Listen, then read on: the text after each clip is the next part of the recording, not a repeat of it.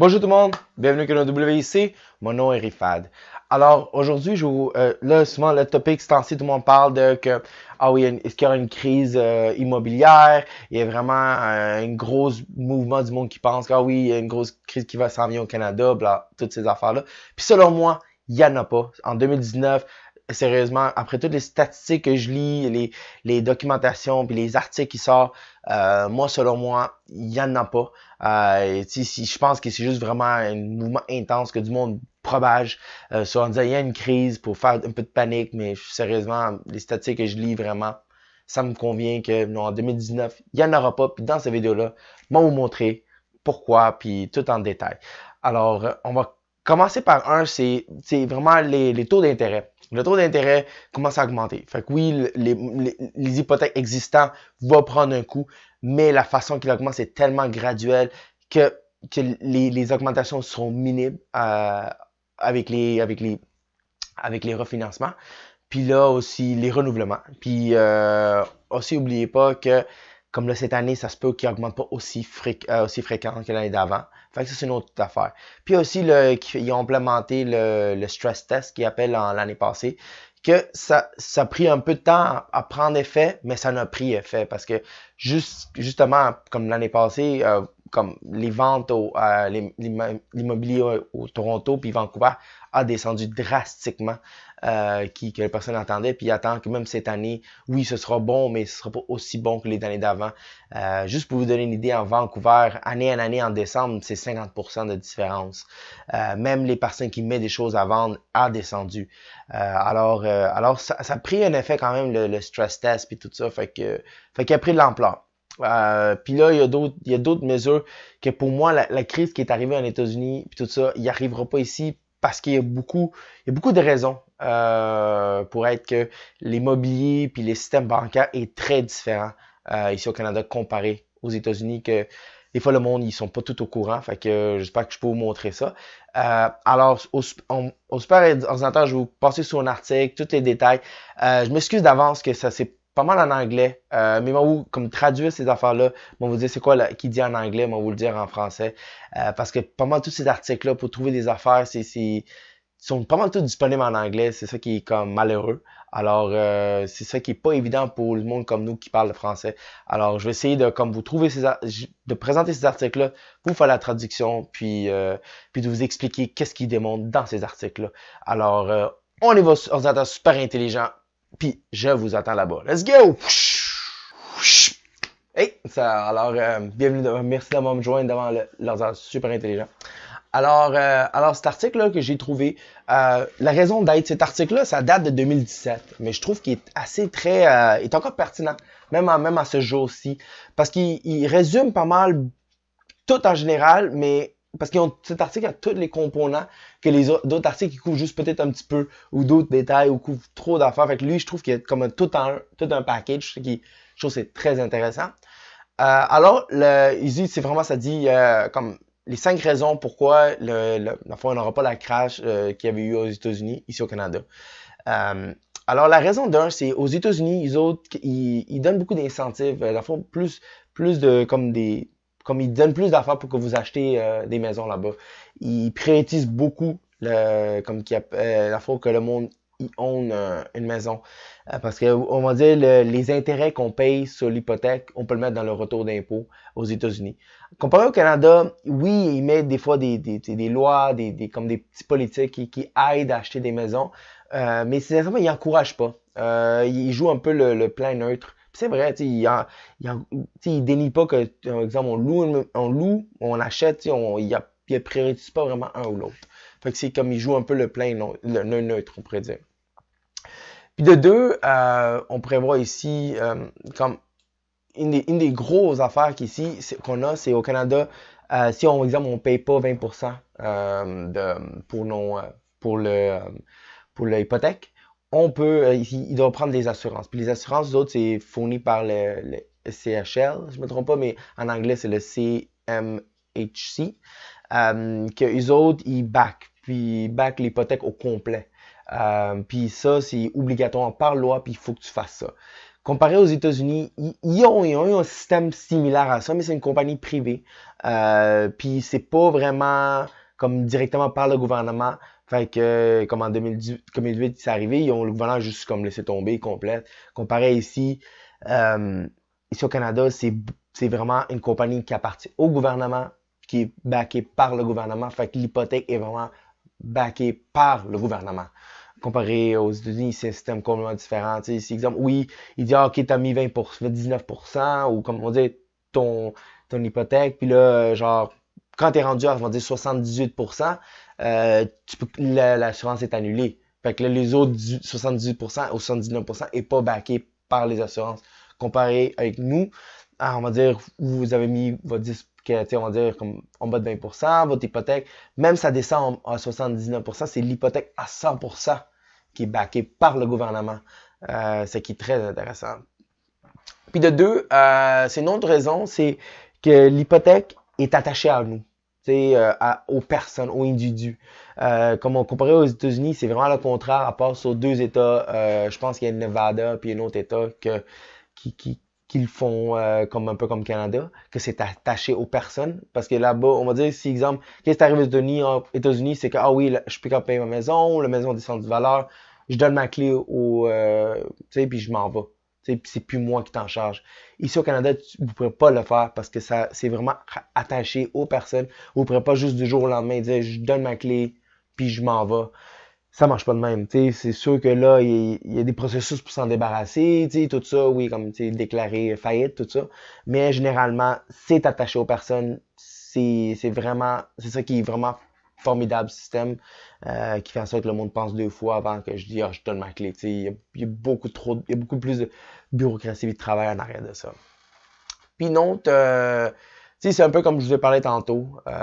C'est que ça explique un peu sur les assurances. Là, exemple, si exemple vous descendez en bas de 78%, les assurances sont nulles. Aux États-Unis, comparé au Canada, c'est vraiment tout le 100%. Puis aussi, il y a d'autres plus de politiques qui sont plus strictes ici au Canada pour empêcher, comme des affaires de même qui est ici pour le système immobilier. Puis la cinquième, c'est le qui appelle le subprime. Ça, c'est une des affaires qui est arrivée aux États-Unis. C'est les autres, ça montait en 2008 jusqu'à comme 20 à 30%. Puis subprime, je voulais d'expliquer un peu c'est quoi. Et subprime, c'est un peu tout ce qui est les hypothèques ou les crédits qui sont un peu plus risqués. Alors ça, on considère ça un peu subprime. Alors ça, il y avait aux États-Unis, puis c'était entre 20 et 30% en 2008. Comparé au Canada, c'était 5%. Puis juste une couple de compagnies qui fait ça. À part que c'est vraiment quelque chose qui est pour nous, n'est pas vraiment très populaire, on pourrait dire, ou encouragé. Fait que c'est un peu ça. Puis là, je vais embarquer un peu plus dans les statistiques, comme un peu comme les total des hypothèques, tout ça, puis le monde qui a la misère à payer, combien de pourcentage. Fait que ça, c'est un statistique qui font ça souvent.